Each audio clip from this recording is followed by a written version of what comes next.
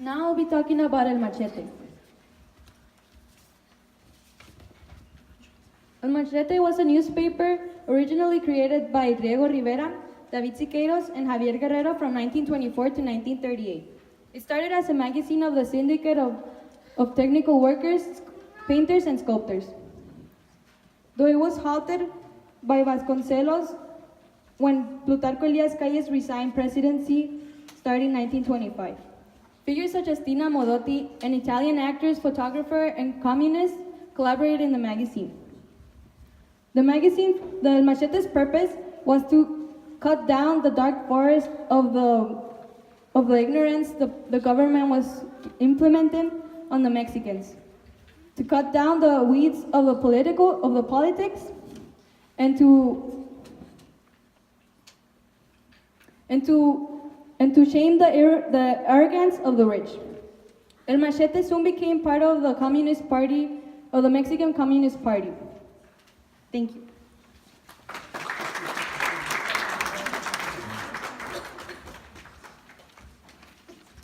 Good evening, my name is Dora Bourassa, and today we presenting Rivera's ideology. Trotsky communism is a theory of Marxism as advocated by Leon Trotsky. Leon Trotsky identified himself as an Orthodox Marxist and a Bolshevik Leninist, in which he supported the proletariat and the mistreated masses. Diego Rivera, as said by my peers before, he was a communist, and he was an early member of the Communist Party, but was kicked out because he criticized Stalin's ideals. After being kicked out, he switched his ideals to Leon Trotsky, and he sympathized so much with Leon Trotsky that when Trotsky's life was threatened in the Soviet Union, he pleaded for asylum for him and his wife. But this caused various complications since Trotsky, when he arrived in Mexico, was abode in Rivera's home, and these problems were that he was tried to be assassinated by painter David Siqueiros in the 1940s. Rivera's political ideology can be seen in his artwork as well as the influence of his Jewish background. Rivera's Jewish background was a dominant aspect in his life since from this came the empathy from the mistreated masses. Thank you.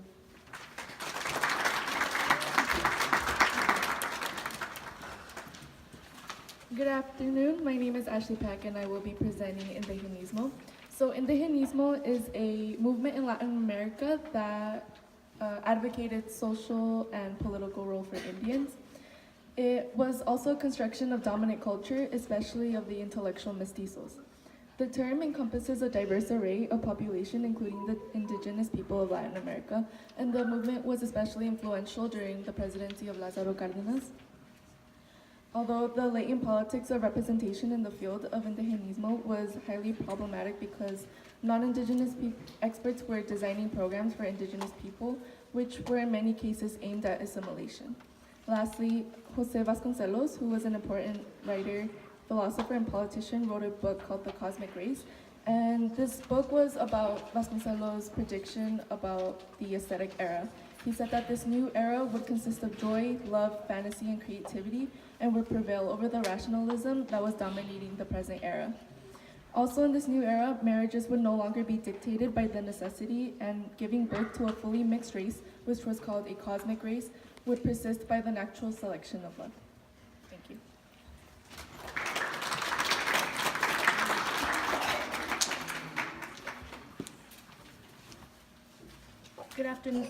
Good afternoon, my name is Edin Guerrero, and I'll be talking about the causes of the Mexican Revolution. There are many causes that contribute to the Mexican Revolution, but many can agree that it was a mixture of Diaz's dictatorship that lasted over 30 years, the mistreatment of haciendas peons, the misappropriation of land, and the increasement of foreign investment. Diaz's regime caused a lot of injustices among the Mexicans. During his time of office, he usually favored the elite over the peasants.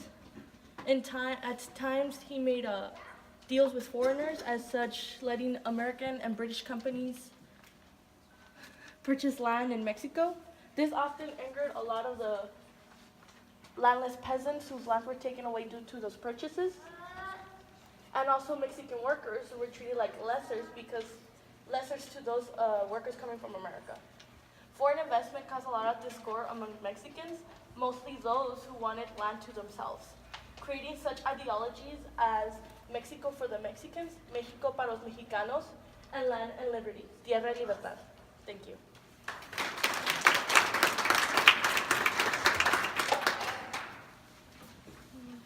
Good afternoon, I'm Paola Solis, presenting Porfirio Diaz. Porfirio Diaz was a Mexican general, president, politician, and dictator. He became famous after the Battle of Puebla on May 5, 1862, as a surviving victorious commanding officer. He ruled Mexico for 34 years, from 1876 to 1911. His power was concentrated in 1876 after coup d'etat. After coming to office with the slogan, "No re-election," Yamu, referred as the Porfiriato, was marked by great progress and modernization and the Mexican economic boom. Its benefits were felt by very few, however, as millions of peons liberated in virtual slavery. Porfirio Diaz has been largely associated with a general decline in the quality of life of the average Mexican citizen and a lack of emphasis on social welfare institutions. There was a large group of people considered to be receiving the club from Diaz, who lived in a poverty-filled environment. In 1810, only a few of the farmers have the privilege to own land. Many people beyond the corporation of farming depend on the rural wages. The few people that helped Diaz and gained his trust were allotted land, therefore enabled them to become extremely wealthy in comparison to the majority of the citizens in the country. Diaz was certainly more concerned with economic growth and the attraction of foreign investment in his country than well-being of the people who inhabit it. While the rule of Diaz has been both remembered and criticized for its suppressions of liberties and uneven distribution of wealth, the benefits of his rule and respect to peace, stability, prosperity, modernizations are often unfairly overlooked. Thank you.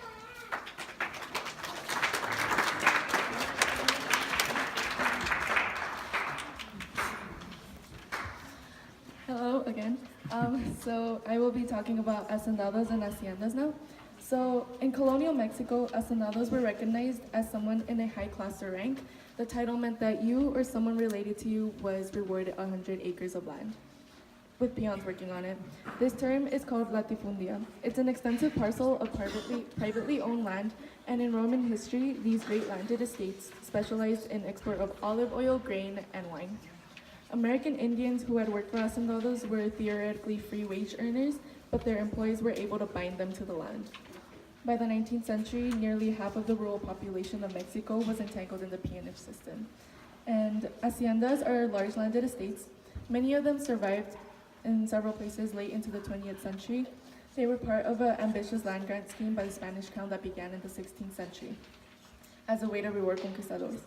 Back then, the laborers who worked for hacendados were typically American Indians.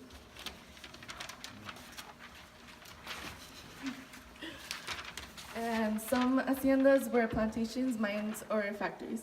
But smaller holdings were called estancias or ranches. In recent decades, this term refers to an architectural style, and their square footage ranges from 3,000 to 3,200 square feet, concentrated. And these haciendas were concentrated on cash crop products. And right here, you can see the haciendas and the hacendados. And yeah, thank you.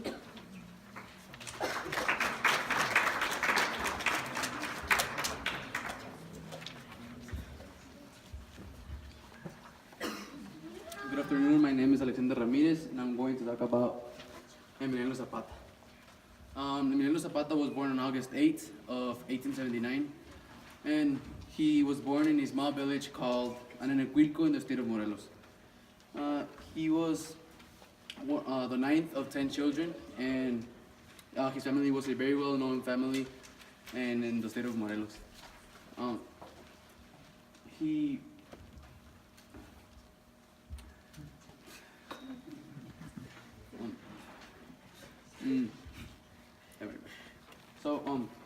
Emiliano Zapata was a leading figure of the Mexican Revolution, and he was a major leader of the peasant revolt in Morelos. He made the Plan de Ayala in November of 1911, which called for land reforms and agrarian and land reforms, and it stated that land was supposed to be redistributed to the peasants. In the state of Morelos, there was a lot of conflicts, and they were often under pressure by the hacendados, which monopolized their land, which took away their land and water resources. And they had a slogan, which was Tierra en Libertad. Which was what they fought for. Emiliano Zapata contributed to the fall of Diaz because he formed the Liberation Army of the South and defeated Diaz in the Battle of Cuautla that took place from May 11 to May 19 in the year of 1911. After Diaz was overthrown, Madero became president,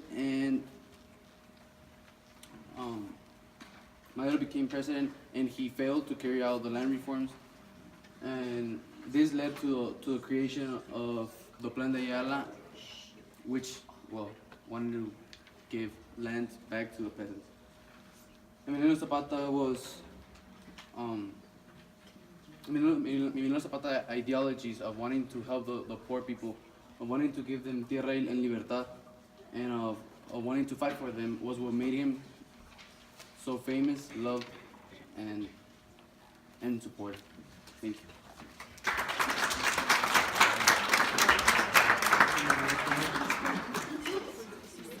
Hello, good afternoon. My name is Alexandra Ramirez, and I'm going to be presenting about the Zapatistas. Okay, so the Zapatistas were the followers Emiliano Zapata had during the time he was alive. The Zapatistas were mostly made up of peasants who had no land, farmers, and people from the state of Morelos, or something, Mexico. And they're very religious and are symbolized by the Virgen de Guadalupe. Zapata's forces contributed to the fall of Diaz, defeating the federal army in the Battle of Cuautla. But when the revolutionary leader Francisco Madero became president, he disavowed the Zapatistas, denouncing them as simple bandits.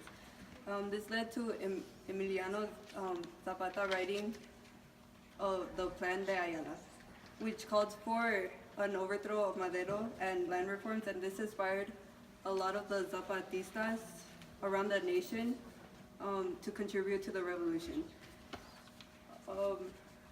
The Zapatistas, even after his death in 1919, they carried on his legacy and kept fighting for what they wanted.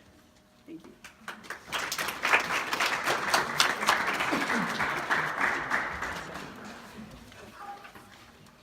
Good afternoon, ladies and gentlemen. My name is Jorge Leon, and I will be speaking about the Battle of Cuautla. The Battle of Cuautla was the deciding battle of the Mexican Revolution. It was fought in the state of Morelos, Mexico, from May 11 to May 19 of 1911. And it was fought between Emiliano Zapata and the 5th Cavalry Regiment of the Federal Army. These revolutionaries were fighting to siege the city of Cuautla. Zapata held possession of 4,000 troops, however, they were inexperienced in laying sieges. On the other hand, the Federal Army held an elite force of 350 to 400 troops, commanded by Etiquio Munguia. During the battle, the Zapatistas had between 1,000 and 1,500 casualties, while the Federal Army for the Federal Army, only a handful survived.